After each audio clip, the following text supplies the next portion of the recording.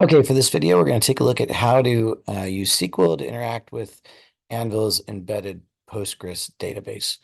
Um, so for this, what we're going to do is I created another little app here, a little demo app, um, sort of built on what we have. Added a data table. So this one has got a data table named demo with 4 columns: name, address, birthday, and age. And on the form here, I've added a repeating panel. And when that repeating panel loads, the items are, or when the page loads, the repeating panel items are set to the results of a search of the demo table. And then, just so we have some silly little CRUD interactivity here, when you click on the multi-select dropdown, a row is added to that demo table, and the address column in that new row is set to whatever is selected in the multi-select dropdown. So let's run that here. And let me see. We add an item, and that's added to the rows of the database. Okay, so on our server, we can go back into the hosted server, and we're going to create a new tmux session. We'll call this, let's new do /s. We'll call this demo 2. Okay, so now we're running in a demo 2 session. We will make a new directory. I'll call that demo 2. And we will install an environment there, create an environment, Python 3/env, and we'll do that in demo 2. And then we'll switch over to demo 2 folder, start the Python environment. Source, there we go. So now you can see we have the Python environment running, Python demo 2 environment running. So in that, we'll install anvil-app-server. And I'm going to install version 1.73, which I use with the classic editor. There we go. And now we're going to go into get the Git repository. So in the classic editor, do that here. Let's take a look at the new editor. To do that in the new editor, it's just as easy. So go into collaboration and scroll down. You'll get the same Git command here. And you can also do this by clicking publish, collaborate, and that'll open up that same screen, and you can get the clone information there. And if you want to switch back to the classic editor, you can do it there. And I'm old school. I like that classic editor. Plus, it's been very stable, so I continue to use it. It works better for me on small screens too, so I'm still using the classic editor to do a lot of my work. Okay, so we're gonna go here. We're gonna run that git clone. Let's put that into a folder called demo, capital demo _2. I'm going to type in your handle password.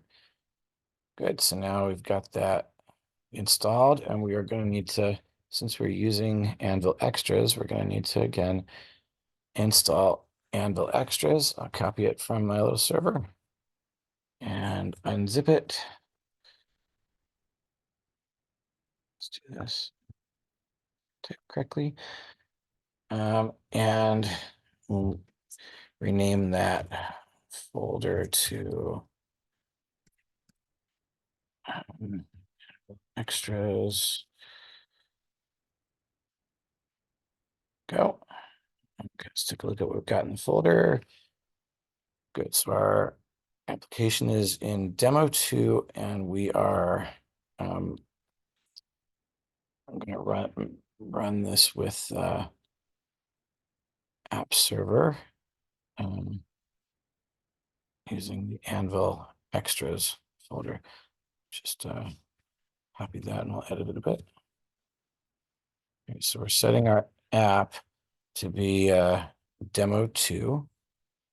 Use the code that's in the demo 2 folder, which has been downloaded or cloned with Git. And set right now we're still running on HTTP, no HTTPS yet. We'll do that in a future video. So this is running on server at server.py-thon.com. And we'll run this on, say, 40. I think the last one was 4040, so this will be 4041. Leave the auto migrate in there and make sure we have the dependency set, the Anvil extras dependency set to that folder. Make sure we have that typed correctly. And let's see if we've got this running. So since this was just installed in a new environment, anvil-app-server is downloading the Java package. Getting ready to run it. Doing the first run, and it will create the tables that are needed. So let's give it a moment. And on this server, I still have the other application, our demo 1 application running. So while this is doing its thing, it looks like it's almost done here. First run. Let's keep going. So we have demo 1 running on port 4040, this server, still running, and run this on port 4041. There we go. So it's currently running. And if we select an item, you can see it's showing that item. And it's another one here. Get rid of that. So you can see it's working just as it did. And we have a database installed now. Let's go see that here. You can see on this first run, it created the data tables. You'll see that every time you run an app for the first time, or if you migrate the data tables, if you make changes to the data tables. So now we've got 2 apps running. I'm going to do Control B and the character D. Tmux ls, that'll list all of our apps that are running. So if I want to switch over, Tmux a/t, and we'll get to our demo 1. That is first step. Let's stop that. Back here, and you'll see if I run demo 1, it is no longer running. So if I go here, run it again. Let that get going. Just take a second. Go back here, rerun it, and that app is running again. And we can switch back and forth between these apps, Control B and D, and we get back to our initial connection screen where we've listed all of the Tmux sessions.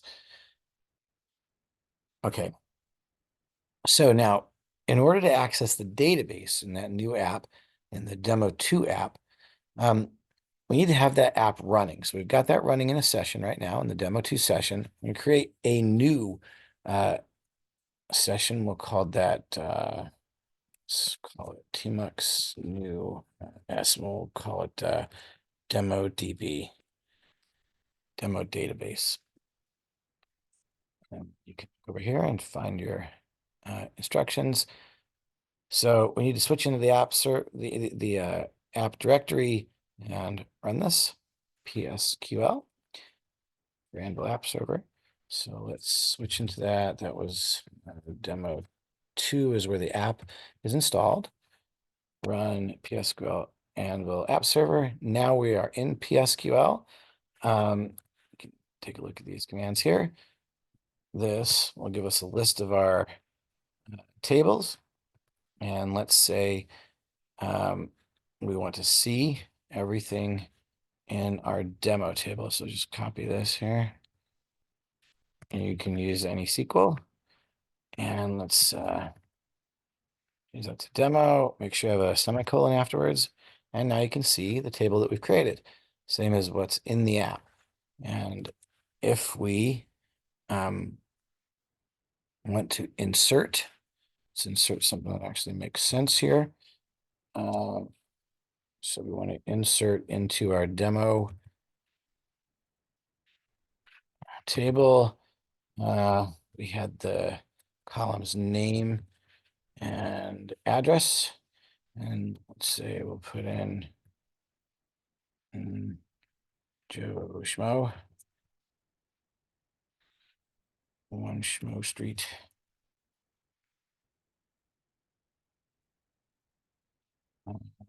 Schmoville, PA.